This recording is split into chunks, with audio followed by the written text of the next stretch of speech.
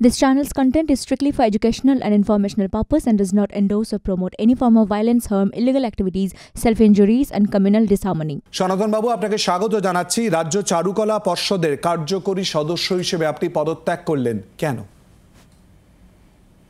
আসলে এই সময় দাঁড়িয়ে একজন শিল্পী হিসেবে, একজন নাগরিক হিসেবে আমার মনে হয়েছে যে রাজ্য চারুকলা পর্ষদে যে বিদগ্ধ পণ্ডিত শিল্পীরা রয়েছেন তাদের একটা আঁচড়ে এই যে রাস্তার মধ্যে যে যজ্ঞ চলছে সেই যজ্ঞের মধ্যে ঘৃতাগ্নি হতে পারে, কিন্তু আমার মনে হয়েছে তারা অনেকেই নীরব, মুখ বধির হয়ে রয়েছে। তা তো সভ্য সমাজের একটা প্রতিনিধি, তা আমার মনে হয়েছে যে ওনাদের পাশে না থাকাই ভালো, ওনাদের সংসর্গে আমার না থাকাই ভালো। যার জন্য আমি নিজে থেকে এই সিদ্ধান্ত নিলাম। আমার মনে হচ্ছে যে আমার বোন তিলোত্তমা দিন্ডা, যাকে আমি আমার নিজের বোন বলছি, আমার রক্তের বলছি, আমি আত্মস্থ করে দিয়েছি। তার জন্য আজকে সারা বাংলা জুড়ে যে প্রতিবাদ চলছে, বাংলার বাইরে জুড়ে যে প্রতিবাদ চলছে, সেই প্রতিবাদের মধ্যে এনাদের কোনো ভূমিকা নেই। আমি তো প্রতিবাদে রয়েছি একজন সহনাগরিক হিসেবে, একজন বাবা হিসেবে, একজন প্রেমিকা হিসেবে, একজন সন্তানের অভিভাবক হিসেবে। আজকে তারা এত মুখ বধির হয়ে কেন? কিসের ভয়েতে? আমরা তো চাইবো একটা সুবিচার চাইবো।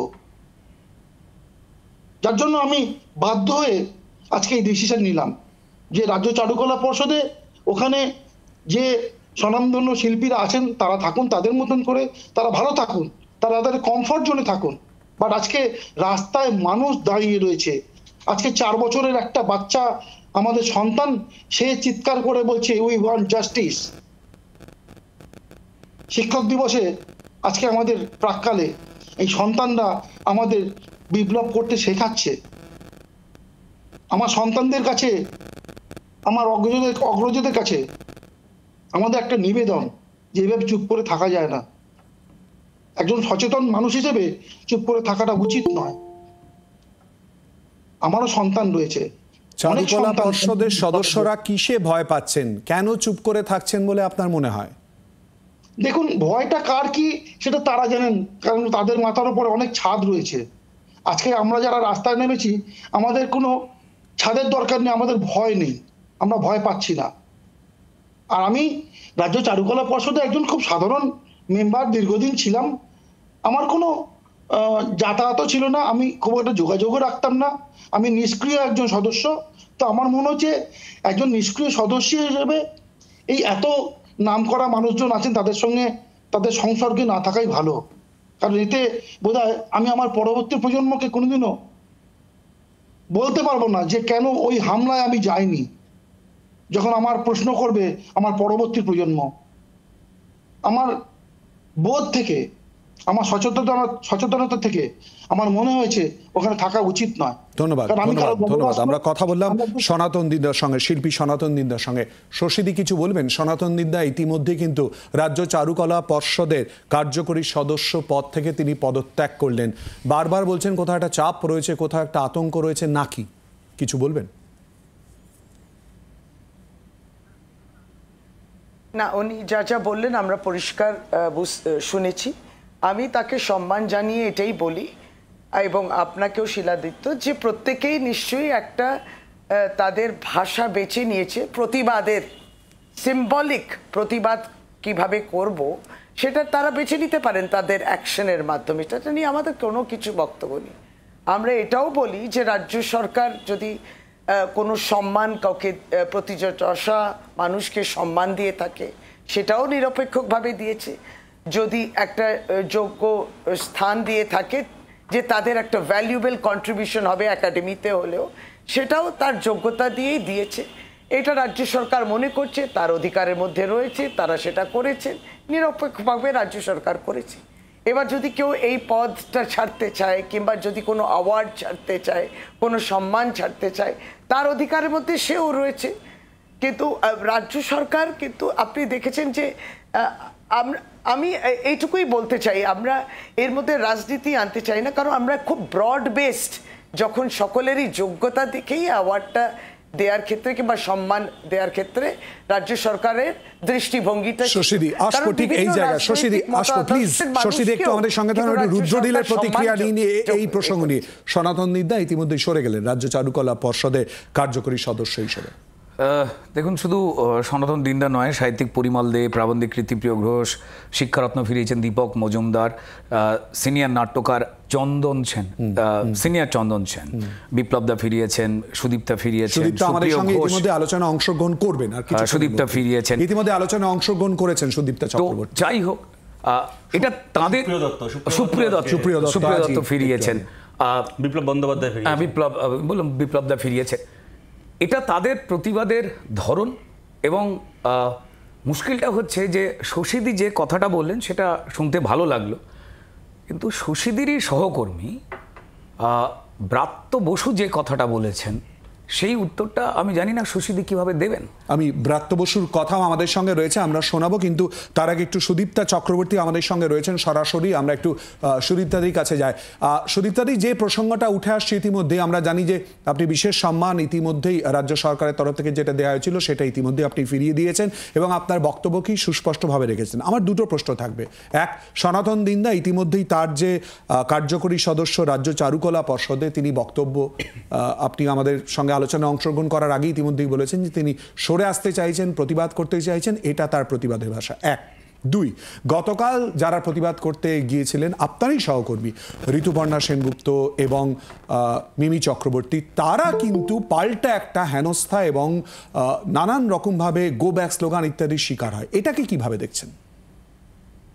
আমি কাল রাতে টেলিভিশনে খবরটা দেখার পর সঙ্গে সঙ্গেই সোশ্যাল মিডিয়ায় আমার প্রতিক্রিয়া জানিয়েছিলাম। মিমিকটা তখন আমি খবর পাইনি, আমিও এফবি থেকেই তখন জাস্ট ফিরেছি। ঋতুদিরটা আমি টেলিভিশনে দেখছিলাম, এত খারাপ লেগেছে দেখে, এত খারাপ লেগেছে। হয়তো খানিকটা কারণ আমার পরিচিত একটা মানুষ, আমার সিনিয়র, আর দ্বিতীয়ত একজন মহিলা। মানে আমার একটাই বক্তব্য যে তার কোনো একটা স্টেপ আপনাদের খারাপ লাগতে পারে, আপনাদের খুব খারাপ লাগতে পারে, তার জন্য আপনারা একেবারেই হয়তো এই মুহূর্তে আপনাদের এই আন্দোলনে তাকে চাইছেন না, এমনটা হতেই পারে। কিন্তু একজন ভদ্রমহিলা গাড়ির ভিতরে গিয়ে উঠলেন, আপনাদের গো ব্যাক শুনে তিনি গাড়ির ভেতরে গিয়ে বসলেন, বেরোতে চাইছেন, আপনাদের ভিড়ের জন্যই সেই গাড়িটা বেরোতে পারছে না। আর যতক্ষণ না বেরোচ্ছে কন্টিনিউয়াসলি গাড়ির কাঁচে ধুম ধুম ধুম ধুম করে মেরে চলেছেন। এটা তো হুলিগানিজমের পর্যায়ে। মানে রাগ আমি বুঝতে পারছি, কিন্তু রাগের বহিঃপ্রকাশ যদি আমরা এইভাবে করি তাহলে রাজনৈতিক দলের পোষা গুন্ডা আর তাদের আন্দোলন আর সাধারণ মানুষের আন্দোলনের মধ্যে বেসিক পার্থক্যটাই তো থাকে না।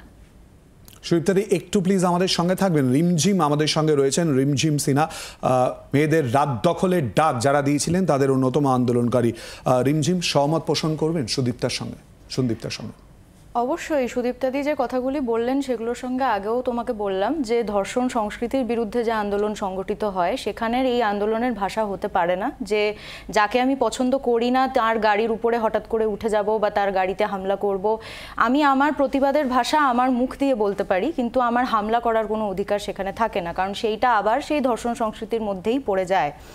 কিন্তু আরও দুটো কথা অ্যাড্রেস করতে চাই, যেটা এমপির প্রশ্নেও উঠে এলো মিমি চক্রবর্তীর ক্ষেত্রে। শশী পাজা ও বললেন, একদমই এক্স এমপির প্রশ্নে উনি বললেন যে মিমি চক্রবর্তী ল মেকার ছিলেন। উনি ল মেকার হিসেবে 2019-এ ইলেক্টেড হয়েছিলেন। 2019 থেকে 2024 অবধি আমরা এখনও রাস্তায় নামতে বাধ্য হচ্ছি, কারণ এরকম কোনো স্ট্রাকচারাল ডিমান্ড বা এরকম কোনো বিষয় উনি নিয়ে আসতে পারেননি অ্যাজ আ ল মেকার, যেটার ক্ষেত্রে মনে হয় যে ধর্ষণ সংস্কৃতি কোথাও আটকানো যাচ্ছে। এইটা এক ধরনের বিষয়।